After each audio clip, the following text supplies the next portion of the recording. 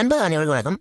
நேற்று வந்து பார்த்தீங்கன்னா நம்மளோட சேனலில் சிஎம்எஸ் பற்றி நம்ம பேசியிருந்தோம். ஒரு நெட்வொர்க்கில் எப்படி நம்ம என்னென்ன சிஎம்எஸ் இருக்குது அப்படிங்கிறத பற்றி பார்த்தோம். ஸோ அதில் வந்து பார்த்தீங்கன்னா நீங்கள் ஃபினோவில் இருக்கக்கூடிய ஒரு சிஎம்எஸ்ல நெட்டில் ஃபினோவில் இருக்கக்கூடிய சர்வரில் எப்படி சிஎம்எஸ் பண்ணுறதை பற்றி பார்க்க போகிறோம். ஸோ அந்த சர்வர் ஓப்பன் பண்ணிட்டோம். செலக்ட் கிளைண்ட் இருக்குது. ஸோ இல்லை நிறைய கிளைண்ட் இருக்காங்க. நம்ம எக்ஸாம்பிளுக்கு ஒரு எல்என்டி அப்படிங்கிற மாதிரி வந்து சூஸ் பண்ணிப்போம். L and T micro finances.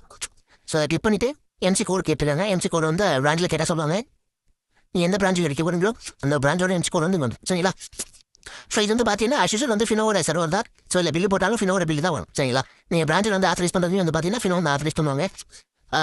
எம்சி கோடு வந்துச்சு பர்சனல் நேம் யாரோட பேர் இருக்குன்னு பாருங்கள். இன்கேஸ் கஸ்டமர் அந்த எம்ப்ளாயோட நேமை மாற்றணும் அப்படின்னா நேமை மாற்றிடுங்க சரிங்களா. ஸோ மொபைல் நம்பர் பார்த்தீங்கன்னா அந்த எம்ப்ளாயோட இருக்கும். ஸோ அந்த எம்ப்ளாயோட மொபைல் நம்பர் மாற்றணும்னா நீங்கள் மாற்றிக்கலாம். ஸோ இங்கே வந்து பர்சனல் நம்பருங்கிறது பிஎஸ் நம்பர்னு சொல்லுவாங்க. இதில் ஸோ அந்த நம்பர் என்ன உங்களுக்கு இல்லைங்க டிஃபால்ட் அந்த யார் நேமோ தான் அவங்களோட பிஎஸ் நம்பர் வரும். ஸோ இன்கேஸ் நீங்கள் அதை மாற்றணும் அப்படின்னாலும் நீங்கள் மாற்றி வந்துடணும் சரிங்களா. ஸோ நம்ம ட்ரையலுக்காக ஒரு ரூபா போடுவோம். ஸோ கிளிக் பண்ணிட்டு ப்ரொசீட். அது முன்னாடி பார்த்தீங்கன்னா பிராஞ்சோட நேமிங் வந்து பார்த்தீங்கன்னா ஒரு எம்சியோட நேம் என்னென்னு அது மட்டும் இப்போ கரெக்டாக பார்த்தேன். ஸோ நெக்ஸ்ட் வந்து ப்ரொசீட் கொடுங்க. ஷோர் 1 to கண்டினியூ கேட்குது. டன் கொடுத்துங்க. கஸ்டமருக்கு வந்து பார்த்தீங்க அப்படின்னாக்கா ஓடிபிங்கிறது வந்து இப்போ சென்ட் ஆகும். 4 நம்பர் அதே மாதிரி தான் ஃபினோன்னு போட்டு தான் வரும். ஓகே பார்த்தீங்களா. ஃபினோ பேங்க்கு டெபாசிட் ஆகும் அகேன்ஸ்ட் எம்சி கோடுன்னு போட்டு அதோடைய அமௌண்ட் எல்லாம் இருந்துச்சு பார்த்தீங்களா. எம்சி கோடு அமௌண்ட் எல்லாம் இருந்துச்சு. ஸோ அந்த ஓடிபி வந்து நம்ம இருந்தால் ஓடிபி என்டர் பண்ணிக்கணும். சரி இங்கே வந்து வெரிஃபை கொடுத்துட்டோம் அப்படின்னா நமக்கு அந்த ப்ராசஸ் வந்து ஸ்டார்ட் ஆயிடும்.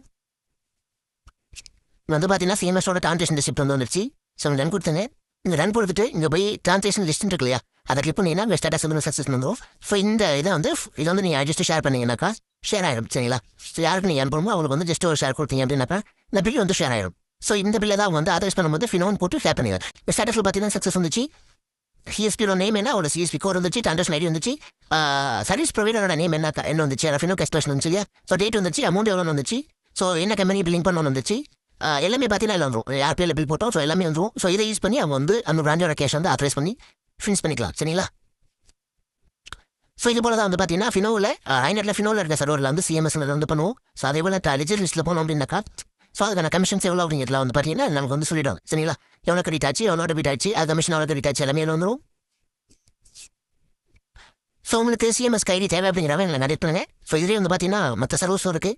ஏர்டெல்லும் இருக்குது. ஏர்டெல்ல போனாலும் அதே மாதிரி தான். ஏர்டெல்லுமே போயிட்டு ஏர்டெல் மட்டும் அப்படி கொஞ்சம் ஒரு 2-3 செகண்ட் டவுன்லோட் ஆகிறதுக்கு.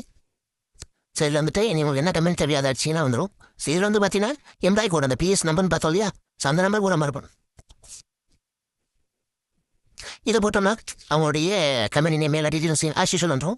ஸோ இதில் வந்து பார்த்தீங்கன்னா அவன் எந்த நம்பர் ரிஜிஸ்ட் நம்பர் கொடுத்துருக்காங்களோ அந்த நம்பர் மட்டும் தான் போட முடியும் சரிங்களா. ஸோ மொபைல் நம்பர் வந்து மாற்ற முடியாது. ஆனால் ஃபினோ என்ட்ரியில் வந்து பார்த்தீங்கன்னா ஃபினோவில் வந்து நம்ம என்ன நம்பர் போடுறோமோ